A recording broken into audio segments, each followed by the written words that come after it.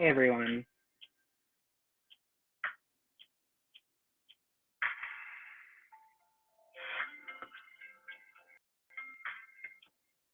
Hey everyone.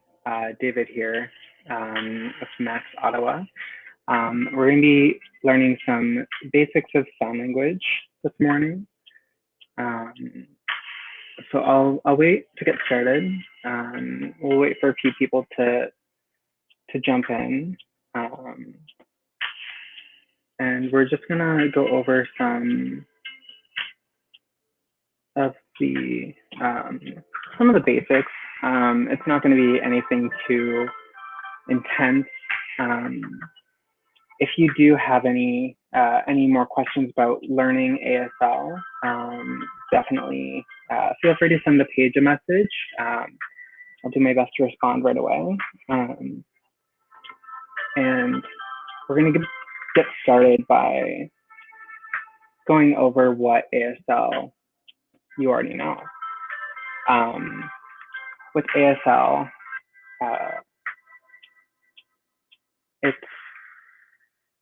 a lot of it is body language. A lot of it is facial expression. A lot of eyebrows, which if you're accustomed to giving side eye or being very expressive, then this will come pretty easy to you. And a lot of it is iconic gestures and things that you already know. I have a dictionary here too. It's really cool. It's the Canadian Dictionary of Asl. It's very robust. It came out in 2008, so it's a little bit older, but it's actually one of the only dictionaries of ASL that's like quite robust and goes over the different regions of Canada.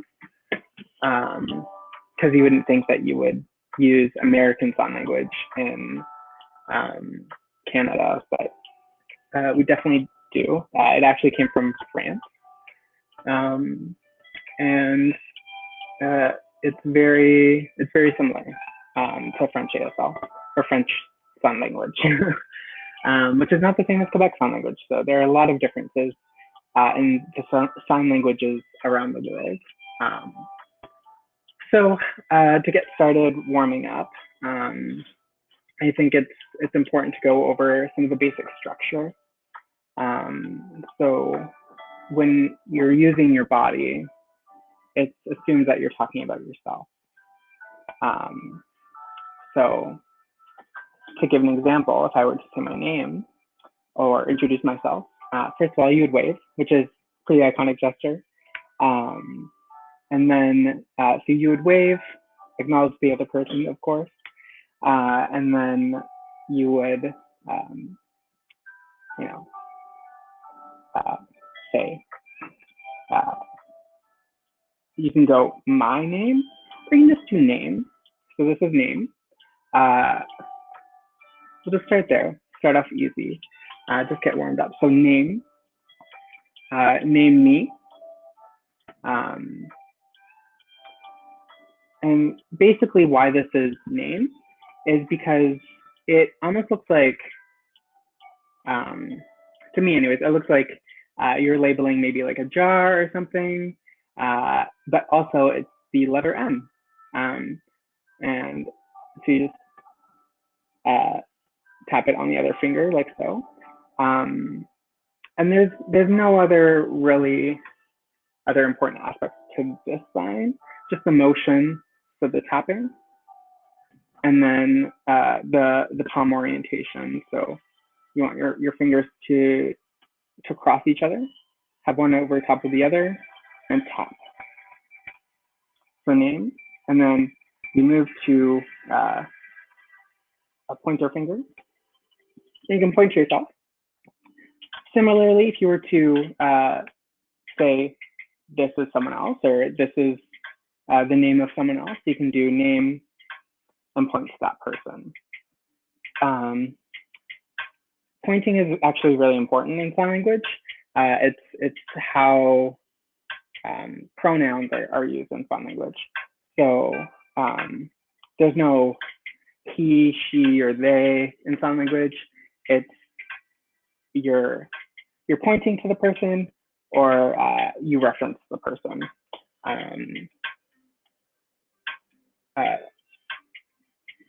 That being said,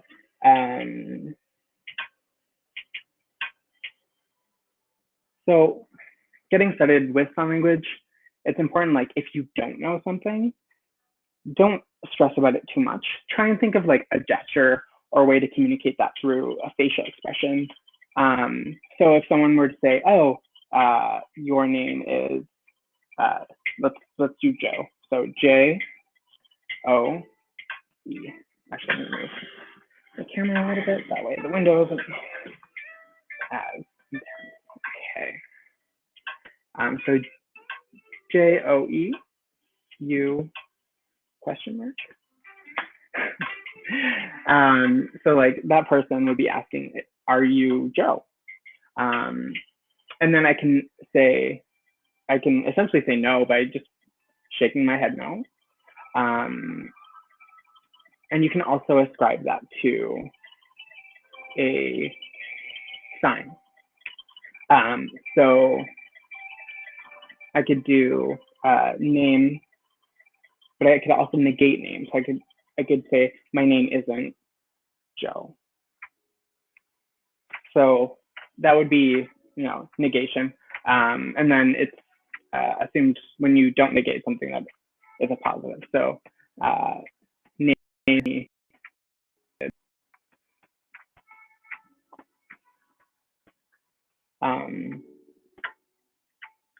And then I think it's important to contextualize where we are right now. So we're in Ottawa.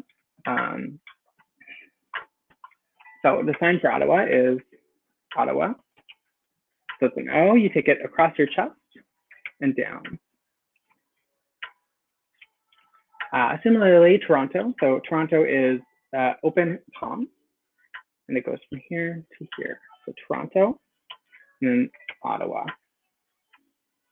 Pretty cool. When you are signing with another person, it is really important to be considerate of clarity. I think when a lot of people start learning sign language, they start finger spelling a lot. And while that's great, I think a better way to communicate things can be through either your facial expressions, your eyebrows, or through your body language. You can talk about things just using gestures. If you're talking about, oh, I had chicken last night, the sign for chicken is very iconic. It's like a bird, chicken. And then yesterday, that's a pretty complicated sign. Yesterday, which means one day ago. And then food, or ate. So it's building up, your vocabulary, but also recognizing that you might not know the sign for everything, and being able to take that concept and then break it down and build it up in a new language that's visual. So like when you say, as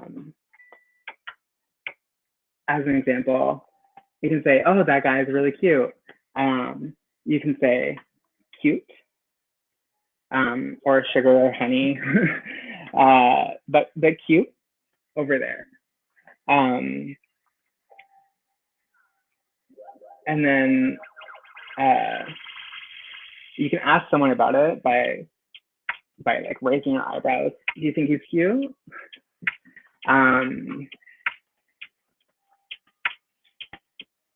So sign language can be really fun, especially when you're out with your friends and you want to maybe talk about someone that you think is cute. But also it's a very robust language. There are a lot of benefits to learning sign language. We won't get too much into that. We'll just go over the basics. So, for example, let's check the settings here. Cool.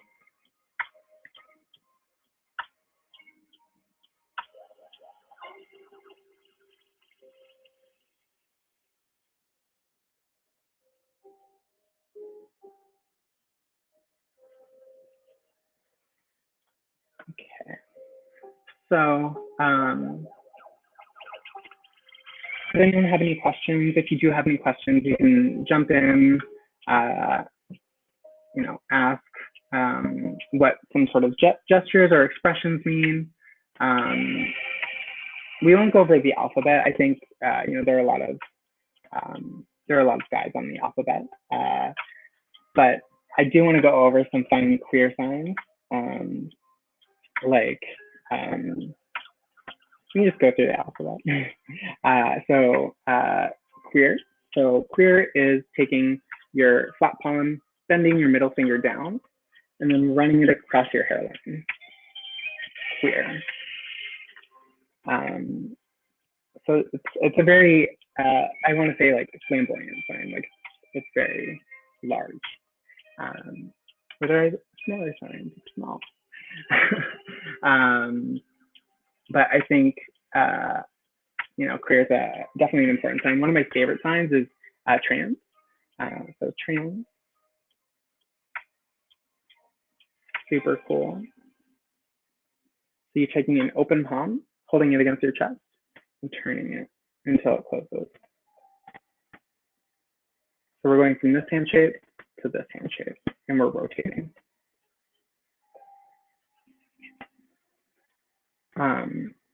And then, so the sign for gay, so it's a G. This sign has quite a history to it, I would say. It definitely was used in a derogatory way. And a lot of people are trying to change that, either through international sign language or, queer deaf people trying to reclaim different signs in different ways. So the sign for gay is a G, and then you put it against your chin. Yeah, it's not the greatest sign. So a different sign would be you put your left or non-dominant palm out. You put your other hand on top, and you wiggle back and forth. That's another sign. That's an international sign. And then there's also lesbian. The lesbian would be the same, so on the chin, or the international sign is like this. I use both. I think I use this one a little bit more just because there hasn't been that much of a change to that sign in this region. And I think when talking about sign language, it's important to recognize as a hearing individual, I do have a lot of privilege in the deaf community, but I think, I did also come from a deaf household. And I think being able to help promote sign language to queer people, especially, and help people communicate with, the deaf community is an important thing. So, if anyone has any questions about deaf organizations or getting connected with the deaf community and the deaf queer community in more of an impactful way, definitely reach out. And in terms of queer signs, there's also bi. So bi, the B on your chin again. So a lot of it centered on the chin. And then you're going to an I handshake. So it's a B and an I.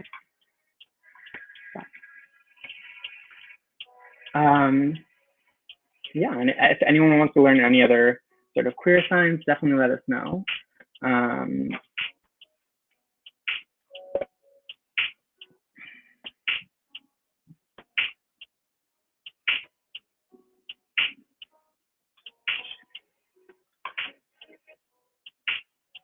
So another thing I think is really important is is giving context to what you're talking about. So like if you say, hi, I'm David, and then my sign name is this. So sign name, and then David. So this is my name in sign language. But I think it's important to give context to what you're talking about. So when you're talking about like, oh, I want to go to the store today, you definitely want to set it up visually. So some of the rules about sign language is that you need different parameters for what you're setting up. So the parameters of sign language are different visual spots that you have set up. So if I set up a store, let's say a store. So this is a sign for shop. It's also a sign for store. So if I do store, go to. So what I'm doing here, I'm saying, it's assumed that I'm talking about myself. And then I use the verb go to. But I've already established the spot of store. So store, so you can visually see the store. And then I'm gonna go. Yeah, pretty straightforward. Similarly, so if you have a red ball, you can't talk about something without positioning it. So if you have a ball, then you can say the red ball. So ball, color, so red, and point.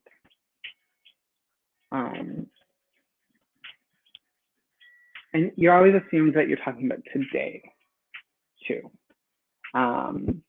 So let's say I went to the store yesterday, so 1 day ago, store, go to. So yesterday I went to the store. You can make it a little bit more complex. I'd say look there for the piece. If anyone has any questions about that, definitely let us know.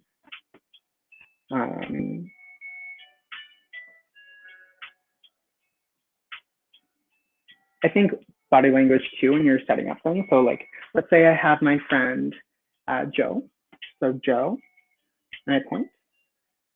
So I've set up Joe here. The store was here. I'm done talking about that now. So I've set up Joe here. So Joe, and then I can shift and talk from Joe's perspective, or I can shift and talk about my perspective. So I can say yesterday, Joe, and then I can say, you know, he told me. So I can say inform. So this is a sign for inform. And then I bring it to Joe and I bring it back. So he informed me.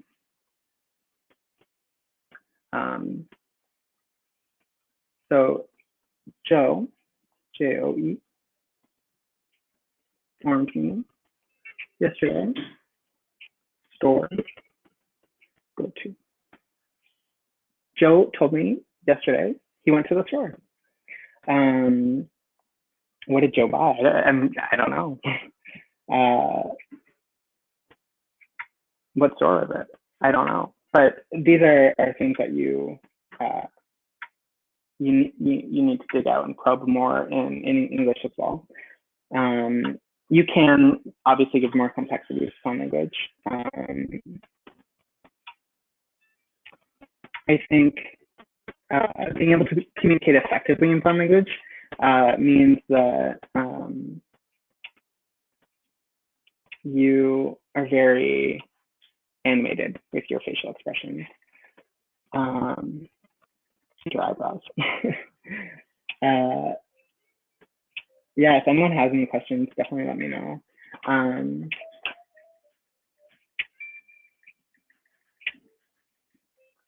Oh, we can do like numbers. So let's say I want to buy 4, I don't know, what's something fun? Apples. Let's do apples. It's fine. It's easy. So can do 1. I can buy 1 apple, 2 apples, 3 apples, 4 apples. Now, this is really important because this is where a lot of people would think we would stop spelling with one hand and we would bring up a second hand. But actually, what you can do is you can do 1, 2, 3, 4, 5, 6, 7, 8, 9, 10, 11, 12. And I can go all the way to 100, just on one hand. So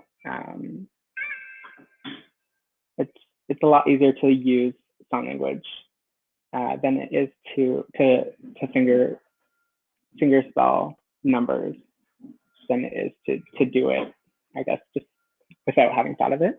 That does take a lot of practice, so don't worry too much about that. What I would worry about is just becoming comfortable with your body language when talking to deaf people, making sure that you're open to talking to them in a way that's respectful. Don't assume that all deaf people can sign, because that's definitely not true. And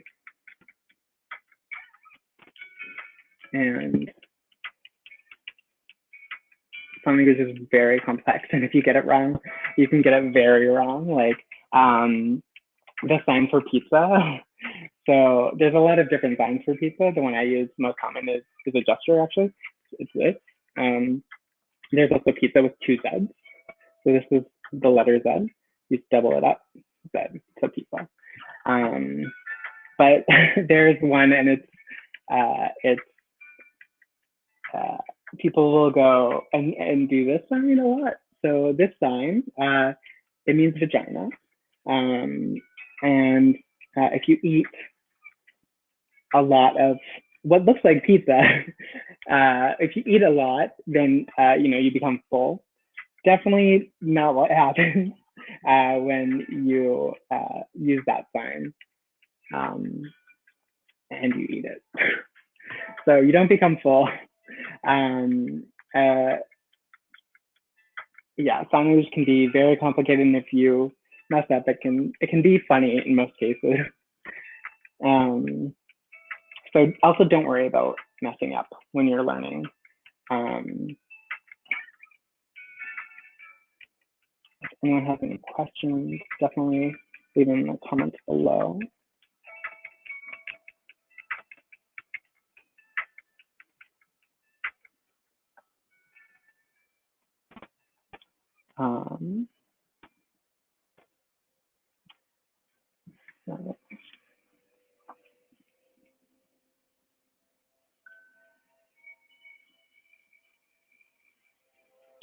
We can talk about feelings and emotions. So the sign for emotions. So it's an E handshake, and you bring it up. Emotions. I'm also going to link to a reference in the comments after the session for learning sign language, but also for a finger spelling guide, because I feel like that's one thing that's missing from this is usually you would have an understanding of the alphabet. At least that way you could start using the signs.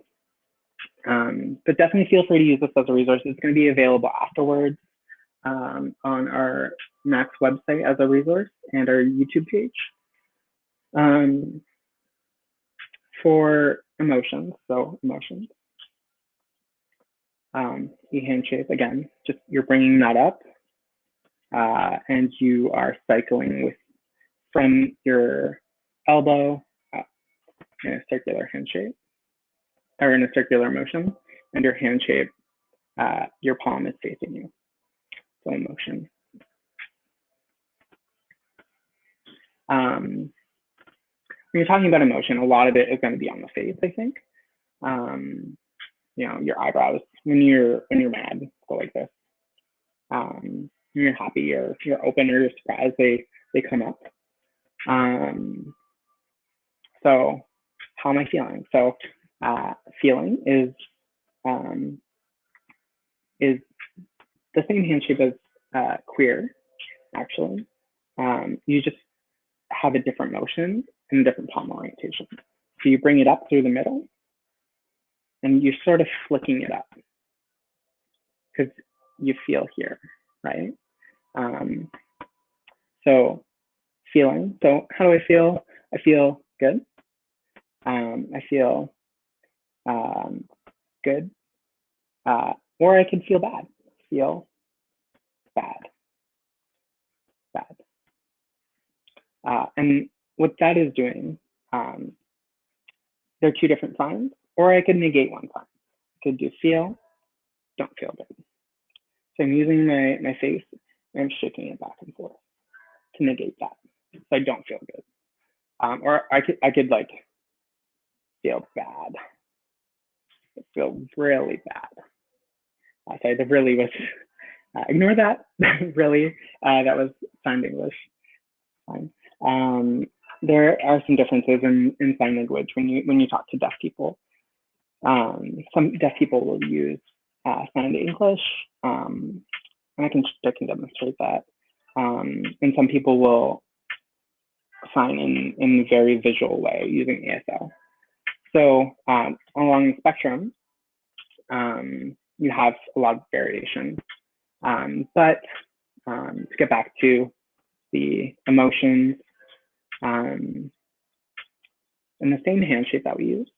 So middle finger out, palm towards me, feel sick. Good. And then you also want to bring up the other one, feel sick. It's really important when you see videos of people giving tutorials on how to sign with people. Especially, I've seen some videos that were focused towards healthcare providers, and a lot of it didn't take into account the face. And when you negate something, that means you don't want it, or it's a negative. So let's say food. So the hand shape for food is a closed palm, and you put it against your mouth, pretty iconic. So let's say you don't want food. That should be pretty obvious. But if you don't take into account the facial expression, then it won't seem as obvious.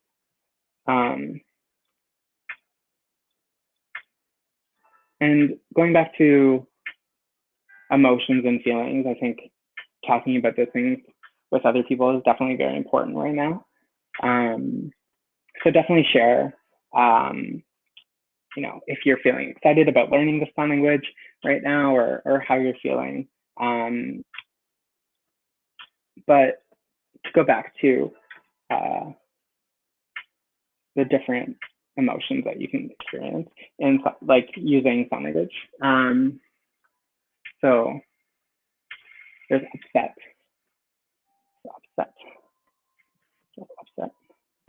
So I could ask a question. How are you feeling? And asking a question a lot of the times will just be like doing this with your eyebrows, like what? And then just like gesturing what. So how are you feeling? And then, so being Joe, I'm feeling good. So feeling, I'm good. Feeling, I'm good. Same palm orientation, feel, and then the sign for good.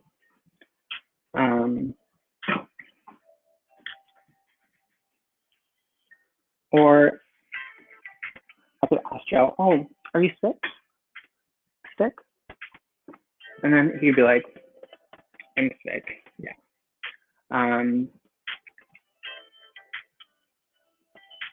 I think right now, it's really important to check in with other people. So asking how they're feeling. So how are you feeling? Again, it's just going to benefit your social relationships. But also, maybe you'll check in with a deaf friend that you made through learning sign language.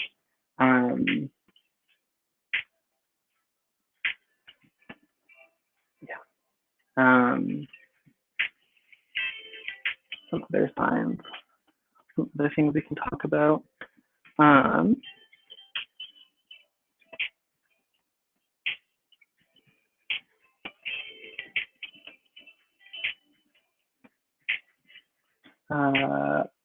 guess we can talk about, there's some Ottawa specific things, maybe like transit, taking the bus, spelled bus, B-U-S. That's sufficient, I would say. Bus, where is it? Bus, when? So bus will go like that, but when? Or you could even point to your watch and be like, bus time.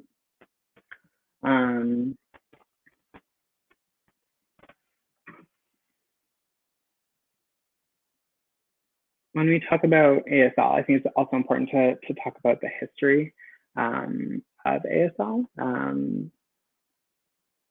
and its context.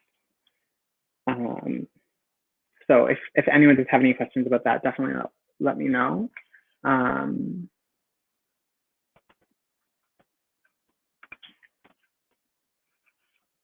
So let's say I meet someone and I want to ask them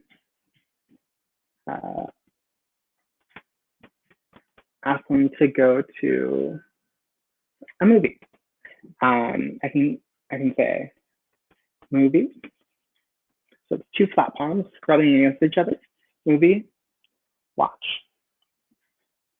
Movie, and then watch. Like your eyes are watching it, obviously. The movie, watch, want.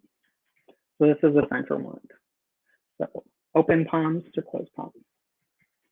It's a lot of information. So definitely take your time, look into more resources. There's a Canadian Hearing Society. They run ASL classes. There's classes at Carleton, and there's some other community-based classes as well. It definitely takes, I would say, a while to learn, probably about 2 years to become fluent. But as opposed to 4 years of intensive learning with a spoken language. But yeah, I think that covers actually a lot. So yeah, if anyone has any other questions, they can let us know.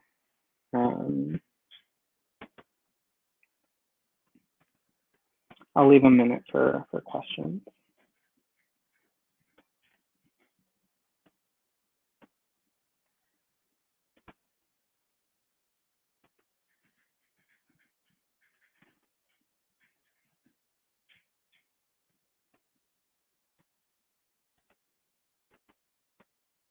All right, if no one has any more questions, I'll link some resources in the comments below about more deaf workshops or some sign language classes. But everybody have a great day and enjoy. Love you.